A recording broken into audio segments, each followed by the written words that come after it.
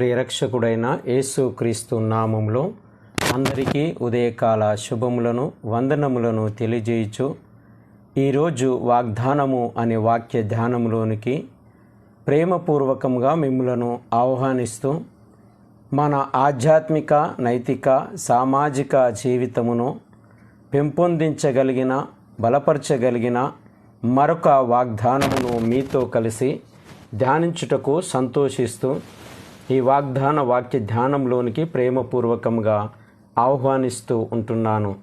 ప్రియమైన స్నేహితులారా, ఈ అనుదినము అందించబడుచున్న ఈరోజు వాగ్దానము అనే వాక్య భాగము మిమ్మల్ని బలపరచగలిగినట్లయితే, ఆలోచింప చేయగలిగినట్లయితే, మీలో ఒక నూతన విధానాన్ని అనుసరింప చేయగలిగినట్లయితే ఈ వాగ్దానములు ఇంకా అనేకులకు దీవెనకరంగాను ఆశీర్వాదకరంగాను ఉండులాగున ఇంకా అనేకులతో మీరు పంచుకోవాలని, షేర్ చేసి సబ్స్క్రైబ్ చేసుకోమని చెప్పవలసిందిగా మిమ్మల్ని ప్రేమపూర్వకంగా ప్రార్థిస్తూ ఉంటున్నాను. ఈరోజు దేవుని వాగ్దానము అపోస్తుడైన పౌలు ఫిలిప్పీలకు రాసినటువంటి పత్రిక 2వ అధ్యాయము 12వ వచనము. కాగా నా ప్రియులారా, మీరెల్లప్పుడూ విధేయులై ఉన్న ప్రకారము నా ఎదుట ఉన్నప్పుడు మాత్రమే గాక మరి ఎక్కువగా నేను మీతో లేని ఈ కాలమందును భయముతోనూ వణుకుతోనూ మీ సొంత రక్షణను కొనసాగించుకొనుడి.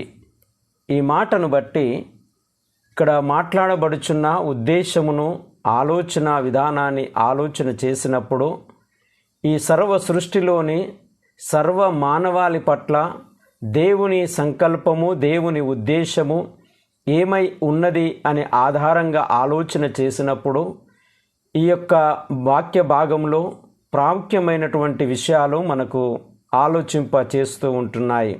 మొదటిది మనం గమనించినప్పుడు, నా ఎదుట ఉన్నప్పుడు మాత్రమే విధేయులై ఉండడము కాదు, కానీ నేను మీతో లేనప్పుడు కూడా విధేయులై ఉండాలి అనేది ఇక్కడ జ్ఞాపకం చేయబడుచు ఉన్నది.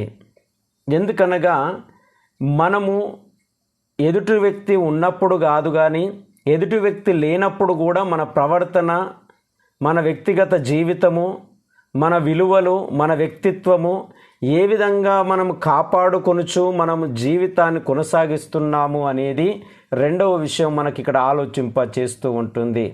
ఎందుకంటే సహోదరులారా, మానవ జీవితములను, మానవ పరిస్థితులను పరిశీలించినప్పుడు మానవుని యొక్క జీవితము అనేది నటనలకు, వేషధారణకు అలవాటు పడినటువంటి విధానము మనకు ఎక్కువగా కనబడుచున్నట్లు మనం చూస్తూ ఉంటున్నాం.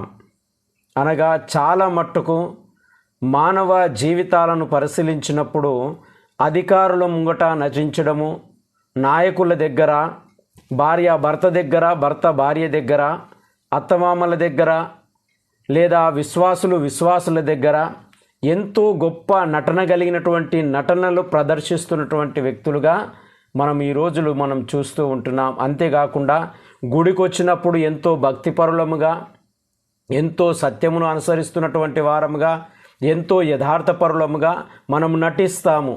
కానీ గుడికి వెళ్ళి ఇంటికి వెళ్ళిన తర్వాత, లేదా అధికారుల దగ్గరికి వెళ్ళి బయటికి వెళ్ళిన తర్వాత, లేదా భార్య భర్త లేనప్పుడు ఒకరికొకరు కలవలేనటువంటి పరిస్థితుల్లో ఉన్నప్పుడు, లేదా విశ్వాసులకు కనబడలేనప్పుడు, వారిని గురించి సంభాషిస్తున్నా, మాట్లాడుచున్నా, వారిని ఎదుట ప్రవర్తిస్తున్నటువంటి వారు లేనప్పుడు ప్రవర్తిస్తున్నటువంటి ప్రవర్తన అనేది ఎంతో విపరీతమైన, ఎంతో భయంకరమైనటువంటి పరిస్థితులను మనల్ని ఆలోచింపజేస్తుంది. మనందరికీ తెలుసు మనుషుల ముంగట ఎట్లా నటిస్తాము, మనుషులు లేనప్పుడు ఎట్లా నటిస్తాము అని.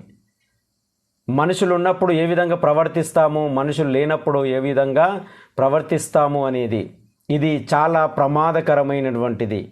ఇది నీకు ప్రమాదాన్ని తెచ్చిపెట్టవచ్చు ఒక్కొక్క సందర్భంలో, లేదా నీ ఎదుట ఉన్నటువంటి వ్యక్తికి కూడా ఒకానొక సందర్భంలో అది నష్టాన్ని తెచ్చిపెడుతూ ఉండవచ్చు. కానీ నైతిక విలువ అనేది, అసలైన నీతివంతమైన జీవితము అనేది ఇది కాదు అనేది ఈ దిన వాగ్దానము మనల్ని జ్ఞాపకం చేస్తూ ఉంటుంది. ఇది ఎంతో ప్రమాదకరమైనదని, ఇది ఎంతో మోసపూరితమైనదని, ఇది ఎంతో నష్టాన్ని కలగజేస్తుంది అని, వేషధారణ అనేది, నటన అనేది మనిషికి అంత మంచిది కాదు అనేది ఇక్కడ మనల్ని హెచ్చరిస్తున్నట్లుగా, మనల్ని ఆలోచింప చేస్తున్నట్టుగా జ్ఞాపకం చేయబడుతూ ఉంటుంది. అందుకే పౌలు ఈ ప్రజలతో మాట్లాడుతూ ఉంటున్నారు. ఏమని మాట్లాడుతున్నాడంటే, నా ఎదుట ఉన్నప్పుడు మాత్రమే గాక, నేనున్నప్పుడు కాదు, నేను సువార్త ప్రకటిస్తున్నప్పుడు కాదు, నేను నీతిని బోధిస్తున్నప్పుడు కాదు, నేను నీతో మాట్లాడుతున్నప్పుడు మీ ఎదుట ఉన్నప్పుడు కాదు, నేను లేనప్పుడు, నేను ప్రకటించినటువంటి సువార్త మీ దగ్గర ఎలా ఫలిస్తూ ఉంటుంది, నేను నేర్పించినటువంటి నీతి మీలో ఏ విధంగా కాపాడబడుతూ ఉంటుంది, మీరు అందుకున్నటువంటి రక్షణ అనేది ఏ విధంగా మీరు కొనసాగించుకుంటూ ఉంటున్నారు అనేది వారిని ఆలోచింపజేస్తూ మాట్లాడుతూ ఉంటున్నాడు. అందుకే మీరు దేని కొరకు కాపాడబడినారు, దేని కొరకు మీరు దీవించబడ్డారు, ఎందుకొరకు మీరు రక్షింపబడ్డారు, ఒక కుటుంబంలో, ఒక సమాజంలో మీ విలువలు ఏమిటి, మీరు మనుషులు ఉన్నప్పుడు ఏ విధంగా ప్రవర్తిస్తూ ఉంటున్నారు, మనుషులు లేనప్పుడు ఏ విధంగా ప్రవర్తిస్తూ ఉంటున్నారు, వారి రక్షణ కొరకు లేదా మీ రక్షణ కొరకు మీరు ఏ విధంగా పిలువబడ్డారు, ఆ పిలుపును ఏ విధంగా మీరు కొనసాగించుకుంటున్నారు అని జ్ఞాపకం చేస్తూ ఆయన మాట్లాడుచున్నటువంటి మరొక మాట ఏంటంటే, నేను మీతో లేని ఈ కాలమందును, నేనున్నప్పుడే కాదు, నేను లేనప్పుడు కూడా, నేను మీ ఎదుట లేనప్పుడు కూడా, నేను ఉన్నప్పుడు ఎట్లా ప్రవర్తిస్తున్నారో నేను లేనప్పుడు కూడా అదే నిజాయితీ ప్రవర్తించండి. ఈరోజు చాలామందిలో ఉన్నటువంటి లోపం ఇదే అండి. నటనకు అలవాటు పడ్డాము కాబట్టి ఎన్నో అపార్థాలకు, ఎన్నో అవాంఛనీయ సంఘటనలకు, ఎన్నో ప్రమాదకరమైనటువంటి పరిస్థితులకు మనల్ని మనం నెట్టివేసుకుంటూ ఉంటున్నాం. నటన అనేది, వేషధారణ అనేది ఏదో ఒకరోజు మనల్ని నిలబెట్టేటటువంటి పరిస్థితి వస్తుంది. ఏదో ఒకరోజు దేవుని తీర్పుకు మనల్ని తీసుకుని వచ్చే పరిస్థితి ఏర్పడుతూ ఉంటుంది.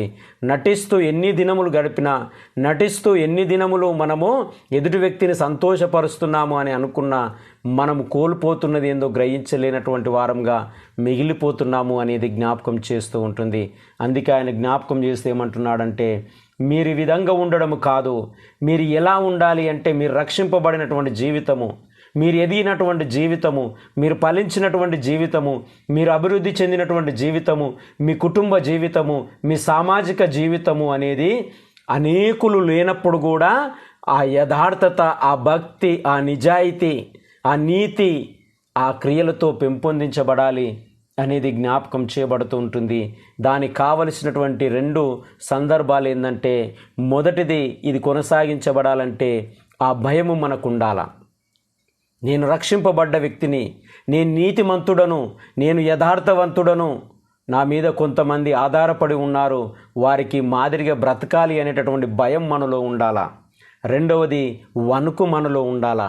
ఎక్కడైనా తప్పు చేస్తానేమో, ఎక్కడైనా పొరపాటు చేస్తానేమో, నాకు వచ్చినటువంటి రక్షణను నేను ఎక్కడన్నా కోల్పోతానేమో అనేటటువంటి భయము, వణుకు మనలో ఉండాలి అనేది. అందుకే మీ సొంత రక్షణ జీవితాన్ని, మీ సొంత రక్షణను మీరు కాపాడుకోవడానికి ప్రయత్నం చేయండి.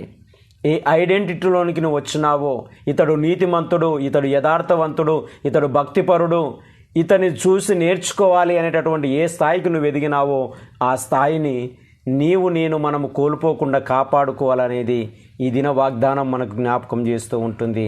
ప్రియమైన స్నేహితులారా, మనం మన జీవితాలను పరిశీలించుకుంటున్నప్పుడు, మనుషులు ఉన్నప్పుడు ఒక విధంగా నటిస్తూ ఉంటున్నామా, మనుషులు లేనప్పుడు మరొక విధంగా ప్రవర్తిస్తూ నటనకు అలవాటు పడిన వారంగా ఉంటున్నామా? ఈరోజు మనము చేయుచున్నటువంటి ప్రార్థనలు కానీ, జీవితము కానీ, మాదిరి కానీ, సాక్ష్యము కానీ, సేవా పరిచర్యలు కానీ నటనకే అలవాటు పడి ఇదిగో మనల్ని మనం మోసం చేసుకునే వారంగా మిగిలిపోతున్నామా?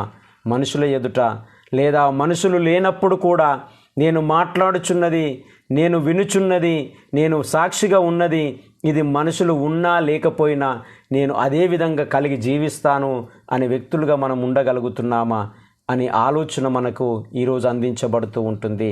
కాబట్టి మనుషులు ఉన్నప్పుడైనా, మనుషులు లేనప్పుడైనా ఒకే విధంగా ప్రవర్తించడము, ఒకే మనస్సాక్షిని కలిగి ఉండడము, విలువలను కాపాడుకోవడము, రక్షణను కాపాడుకోవడము, ఎంతో ప్రాముఖ్యమైనదని జ్ఞాపకం చేయబడుతూ ఉంటుంది.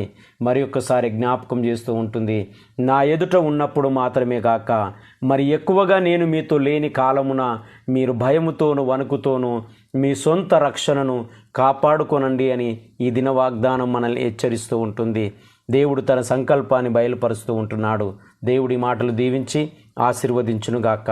పరిశుద్ధుడా, ప్రేమగల తండ్రి, మహోన్నతుడా, ఉదయకాల సమయమును బట్టి మీకు వందనాలు, స్తుతులు, స్తోత్రములు చెల్లిస్తూ ప్రార్థిస్తూ ఉంటున్నాం. నిజమే ప్రభువా, ఎదుట వ్యక్తులు ఉన్నప్పుడు ఒక విధంగా, వ్యక్తులు లేనప్పుడు ఒక విధంగా నటిస్తూ వేషధారణకు అలవాటు పడి మమ్మల్ని మేము మోసం చేసుకుంటున్నామేమో, ఇతరులను మోసం చేస్తున్నామేమో మేము ఆలోచించడానికి మాటలు మా ముందుంచినందుకు మీకు వందనాలు చెల్లిస్తూ ఉంటున్నాం. ఒకవేళ ఈ వేషధారణ బ్రతుకైతే దాన్ని మాలో నుంచి తొలగించమని ప్రార్థిస్తూ ఉంటున్నాం. భయముతోనూ వణుకుతోనూ మా రక్షణను మేము కాపాడుకునేటటువంటి వ్యక్తులుగా ఎదుగుటకు సహాయం చేయమని ప్రార్థిస్తూ ఉంటున్నాం. ఉదయకాల సమయంలో కన్నీళ్లతో, దుఃఖముతో, కుటుంబ సమస్యలతో, ఆర్థిక ఇబ్బందులతో, అప్పుల బాధలతో, ఇదిగో అయ్యా దేవా నా జీవితంలో ఇది జరగట్లేదు అని దుఃఖిస్తూ కృషిస్తున్నటువంటి వారి పక్షాన ప్రార్థిస్తూ ఉంటున్నాం. ఇదిగో అనారోగ్యముల చేత హాస్పిటల్లో ఉండి, ఇదిగో తండ్రి నీ వైపుకు తేరి చూస్తూ స్వస్థత కావాలని, ఆరోగ్యం కావాలని, దీవెనలు కావాలని ప్రార్థిస్తున్నటువంటి ప్రతి బిడ్డను మీరు మీ హస్తముల చేత తాకి ముట్టి స్వస్థతను, దీవెనలను, ఆశీర్వాదములను దయచేయమని ప్రార్థిస్తూ ఉంటున్నాం. ప్రత్యేకంగా పంట పొలాలను, పాడి పశువులను, చేతుల కష్టార్జితములను, ఉద్యోగులను, రాకపోకలైన నీ సన్నిధిని, నీ కాపుదలను అనుగ్రహించి మీరే దీవెనలతో, ఆశీర్వాదములతో నింపి మహిమ, ఘనత, ప్రభావములు పొందుకొనుమని యేసయ్య పరిశుద్ధ నామమున ప్రార్థించి అడిగి వేడుకొనుచున్నాము తండ్రి. త్రియేక దేవుని యొక్క దీవెన, నిత్య సమాధానము మనందరికీ తోడు నిండి దీవించి ఆశీర్వదించును గాక. ఆమేన్.